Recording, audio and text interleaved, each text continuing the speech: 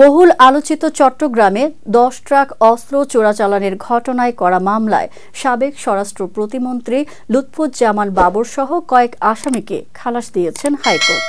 এছাড়া উলফার সামরিক কমান্ডার পরেশ বড়ুয়াকে মৃত্যুদণ্ড থেকে যাবজ্জীবন দণ্ড দেওয়া হয়েছে।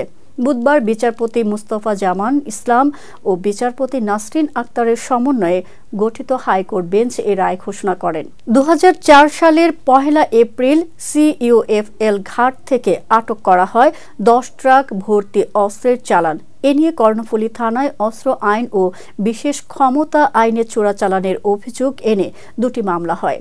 মামলায় ২০১৪ সালের ৩০ জানুয়ারি চট্টগ্রাম মহানগর দায়রা জজ আদালত এবং বিশেষ ট্রাইব্যুনাল এক রায় দেন।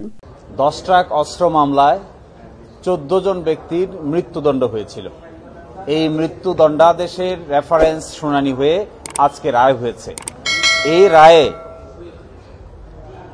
সর্বমোট খালাস পেয়েছেন ৭ জন। এই ৭ জনের ভিতরে ৪ জন খালাস পেয়েছেন যারা কন্টেস্ট করেছেন।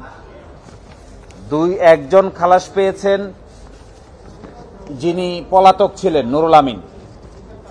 এছাড়াও দুটো আপিল এবেটেড হয়ে গেছে, জনাব মতিউর রহমান নিজামী এবং জনাব আব্দুর রহিম।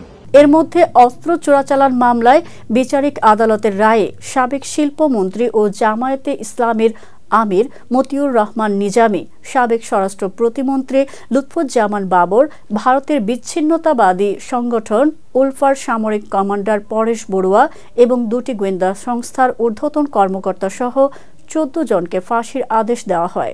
অস্ত্র আইনে করা অন্য মামলায় যাবজ্জীবন কারাদণ্ডাদেশ হয় একই আসামিদের।